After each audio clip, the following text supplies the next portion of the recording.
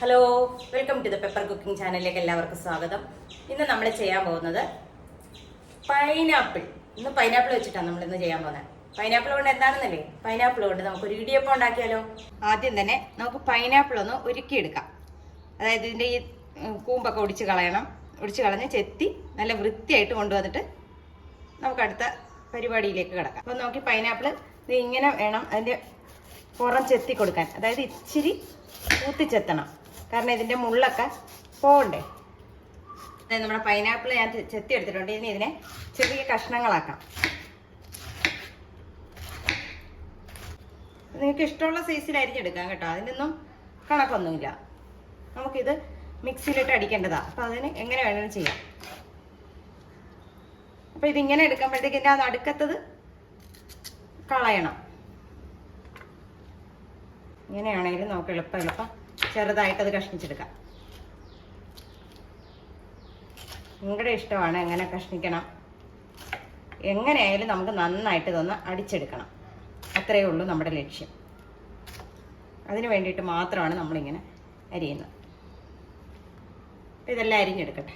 അപ്പോൾ ഇത് ഞാൻ പൈനാപ്പിൾ എല്ലാം ചെറുതായിട്ട് അരിഞ്ഞുകൊണ്ടെന്ന് വെച്ചിട്ടുണ്ട്. നമുക്കിത് മിക്സിയുടെ ജാറിലേക്കിട്ട് ഒന്നെടുക്കാം. ജ്യൂസറിൻ്റെ ജാറ് തന്നെ എടുക്കണം കേട്ടോ.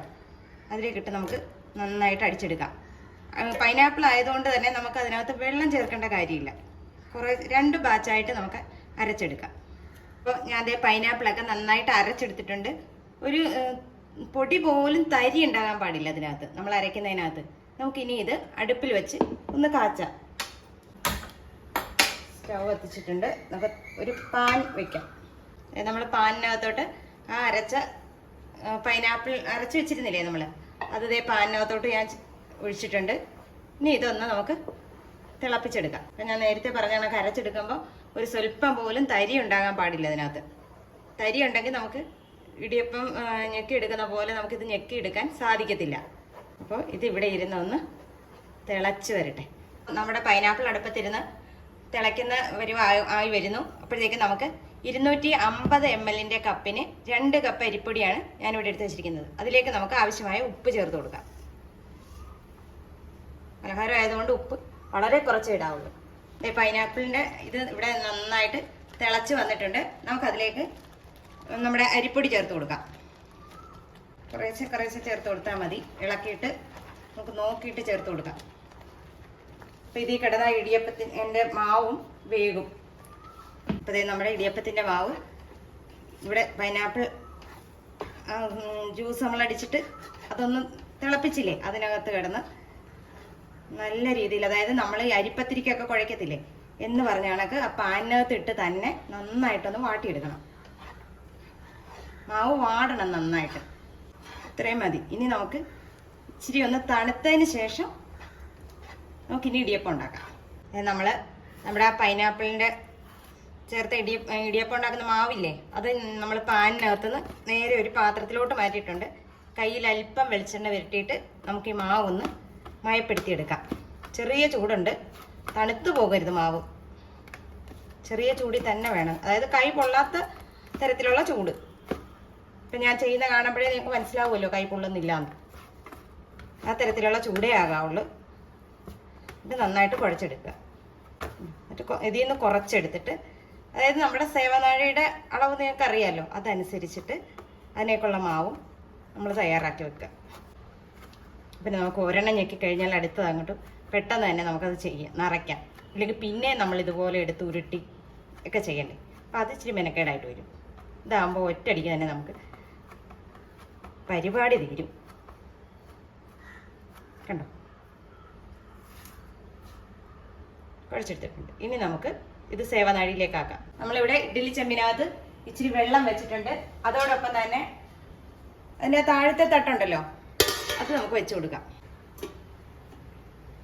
ഇവിടെ ഇരുന്നൊന്ന് വെള്ളമൊക്കെ തിളച്ചാവി വരട്ടെ. അപ്പോഴത്തേക്ക് നമുക്ക് ഇടിയപ്പം ഞെക്കിയെടുക്കാം. നമ്മുടെ സേവനാഴിയിലേക്ക് ഞാൻ മാവ് വെച്ച് കൊടുത്തിട്ടുണ്ട്. നമുക്കിതൊന്ന് ടൈറ്റ് ചെയ്യാം. നമ്മൾ കഴുകി വൃത്തിയാക്കി വെച്ചിരിക്കുന്ന ഇല എടുത്ത് വയ്ക്കുക. അതിലേക്ക് നമുക്കിനി തേങ്ങ ഇഷ്ടമുണ്ടെങ്കിൽ മാത്രം തേങ്ങ വെച്ച് കൊടുത്താൽ മതി. ഇല്ലെങ്കിൽ നിങ്ങൾക്കത് ഒഴിവാക്കാം. തേങ്ങ വെച്ച് കൊടുക്കുമ്പോൾ കുറച്ചുകൂടി ടേസ്റ്റാണ്, വേറെ കാര്യമൊന്നുമില്ല.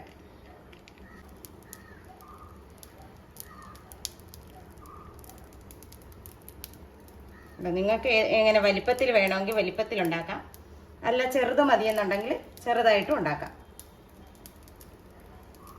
ഇവിടെ ഞാനിപ്പം ആദ്യം ഒരെണ്ണം വലിപ്പത്തിലാണ് ഉണ്ടാക്കുന്നത്. അധികം കനം ഞാൻ വെക്കുന്നില്ല. ഇതിൻ്റെ മുകളിൽ നമുക്ക് ഇച്ചിരി തേങ്ങാപ്പീര ഇട്ട് കൊടുക്കാം, ഒരു ഭംഗിക്ക് വേണ്ടി.